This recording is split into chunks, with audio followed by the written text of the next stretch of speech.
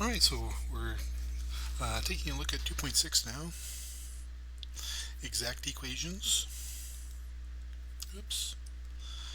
And I kind of wanted to break this discussion up into several pieces. The first part is some Calc 3 and motivation for what we're about to do. And then part 2 is going to be the actual technique for solving. The DE. This particular class of DEs. And part 3 then is just going to be some examples and maybe some plots. Okay. So let's take a look at some Calc 3 motivation first. Alright, so I bet this was in chapter 16 of Stewart. Wow, that was a long time ago, huh? Stewart's Calc. We looked at something called a vector field. And a vector field is a vector valued function, f, that takes in a point xy and outputs two functions or three functions, depending on if you're in 2 or 3D. So in this case we're in 2 dimensions, and our differential equations are in 2 dimensions, so we're going to stick to that. Okay, and so a vector field, you input a point and you output a vector. Okay, notice that this is very closely related to a direction field, right? Because we know that at every point, right, you could compute P and Q and you could write an arrow. And so this is very similar to the slope fields that we had back in chapter 1. Okay, I'll just draw a few more. Okay, that's good. Good. Okay, and so there were some kinds of vector fields that were very important in the study of integration and differentiation in chapter 13.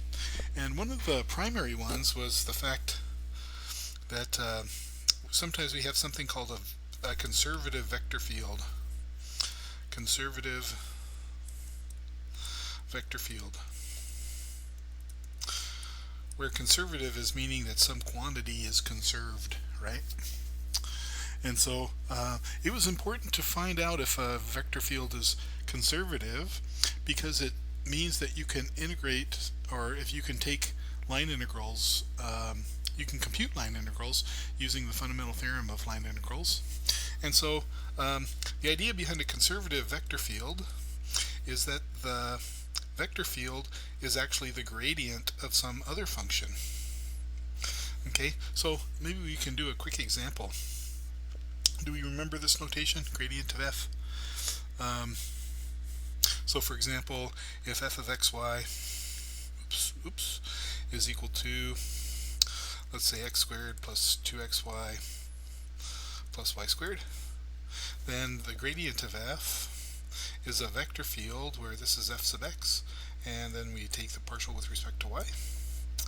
Okay, so in this case we would have 2x plus 2y, it looks like, huh? Comma, derivative with respect to y would be 2x plus 2y. Good. Alright, so this would be the gradient, and it is a vector field, right? And so a vector field f, if you're just given a vector field like p and q, then we know that it's conservative if something nice happens with the p and the q. So what I'm thinking about is comparing this quantity to some unknown function where this is f sub x, and then I'm comparing this function to some unknown function f sub y. And so the question is do we know that we have this going on in our situation here?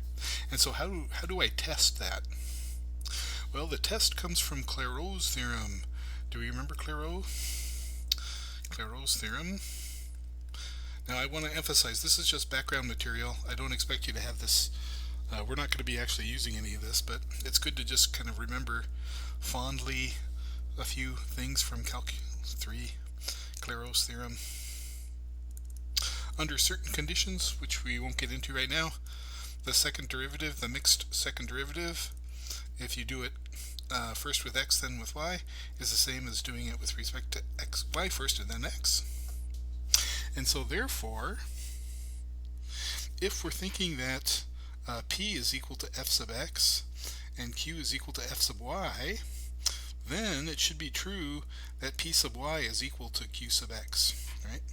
Because that would form the second partials. And in fact, that is the test for p and q to be conservative is if p sub y is equal to q sub x, then the vector field is conservative. Do you remember these words? Vector field is conservative? It has been a while probably for you. Okay, so let's do a test and see if a vector field is conservative. Example. So how about something like 3 plus 2xy and x squared minus 3y squared. Is this a conservative? Is conservative? Question mark. And if it is, find f so that the vector field is the gradient of f. Okay, so how do we test that? We take this to be our p and this to be our q, and so then we check, does p sub y equal q sub x? And so in our case, p sub y is 2x, it looks like, right? What's q sub x? Looks like 2x. Yes! Alright. So now comes the harder part, maybe, and that is what is the f so that the gradient of f is equal to 3 plus 2xy comma x squared minus 3y squared. Okay, now the way to solve this is to remember that this should be f sub x for some f, and this should be f sub y for some f. Okay, so therefore, if you start with the first expression, we should be able to anti-differentiate in x. So we'll anti-differentiate the first expression in x and see what we get. That would be 3x plus x squared times y plus, now normally you would write c here, but because this is a function of x, we could have a generic function of y. Okay, and so secondly, we have that x squared minus 3y squared dy should also be my function f of x. So if I anti-differentiate that, I get x squared y minus y cubed plus some unknown function of x. Okay, now step back, look at these two expressions. These two expressions should represents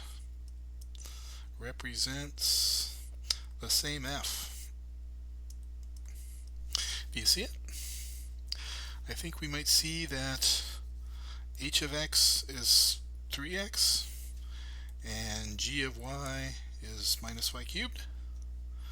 Okay, so therefore our f of xy in this case is 3x plus x squared y minus y cubed. Good. And now we could check, right? Because f sub x is equal to 3 plus 2x y, and f sub y should be what we want, x squared minus 3y squared. Good. All right. So now that we've done, now that we've gone down memory lane in calculus, let's get into differential equations. All right. So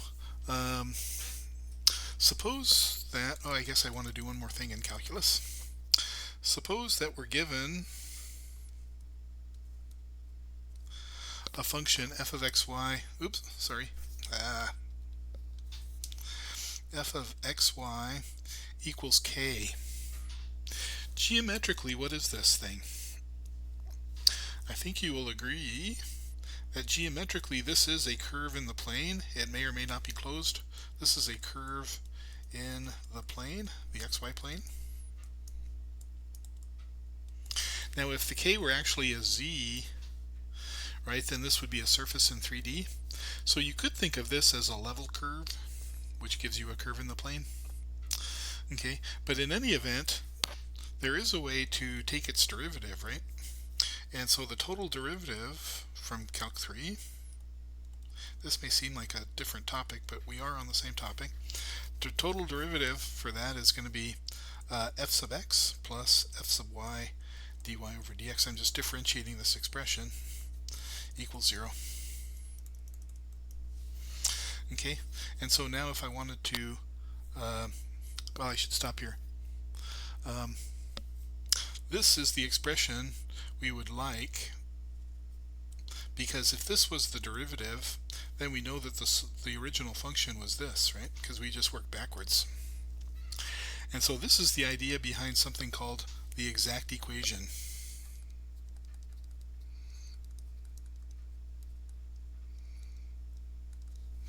Okay, so in the exact equation, we're going to be starting with m of xy plus n of xy dy over dx equals 0, and we're going to compare to f sub x plus f sub y dy over dx equals 0. And so then we're going to try to construct f. Okay, so I'm going to stop here, and then we'll take up from here in the next video.